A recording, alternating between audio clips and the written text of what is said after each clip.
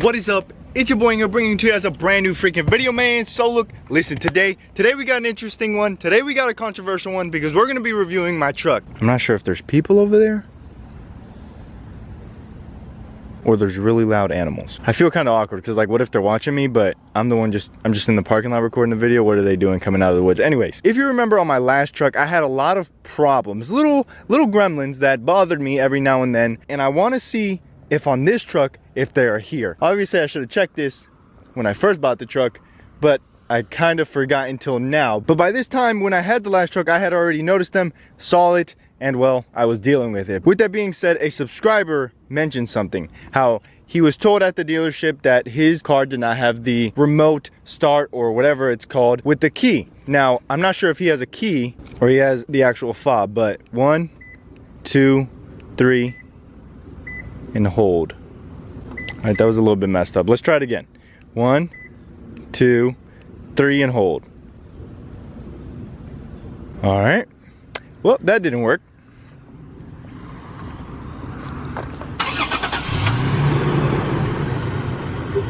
Yo, babe! Did you just turn on the truck? You're lying. You're lying. Babe, you played the... I was like in here panicking looking for the key. Babe, I was like, what the... Yeah. I knew. Oh, I pranked you. Wow. I just got bean boozled. Do you know how excited I got?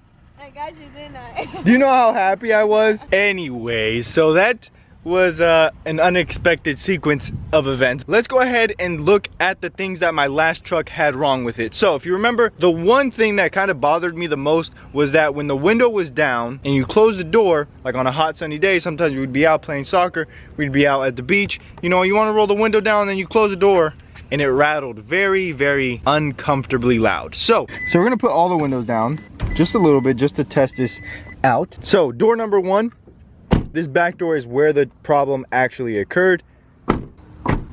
So we have 2 more tests. The first one, it's a pass. We're good to go, thankfully. Moving on to the second thing, this was something that became a joke on my channel. Every time I made a top 3 dislikes, a top 5 dislikes, I hate this about my Tacoma, this was always brought up. And that's because it was something that I used quite often. Sandy drives my truck, I drive my truck, so we're moving the seats around very often. Now, if you guys remember, whenever I would use this, I'd go back and forth, it would fart so loud. Like, it would fart extremely, extremely loud. Let's go ahead and take a look.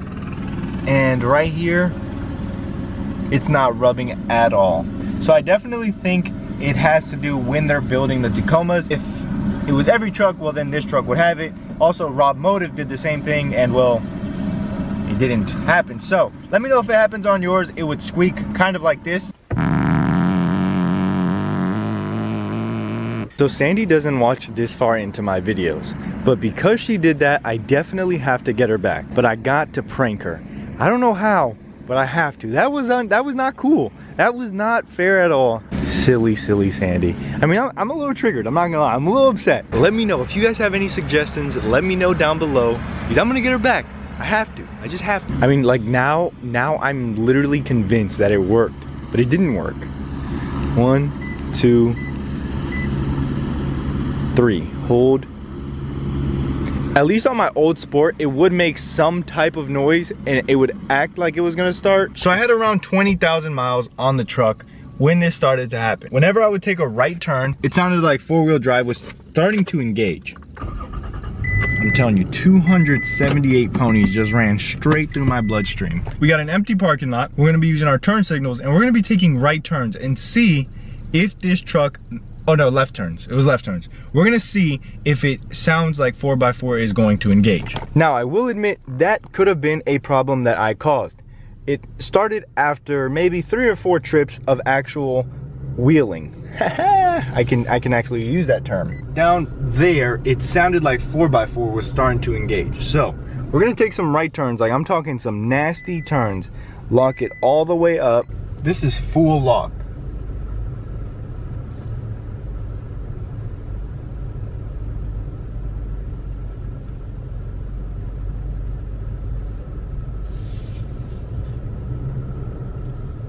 Oh gosh.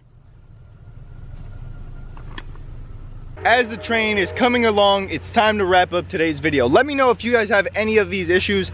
The turning right thing, it was apparently very common on Tacoma World. The window is also something that was very common. The 2020 was the first year it was built in Mexico, blah, blah, blah, blah, blah.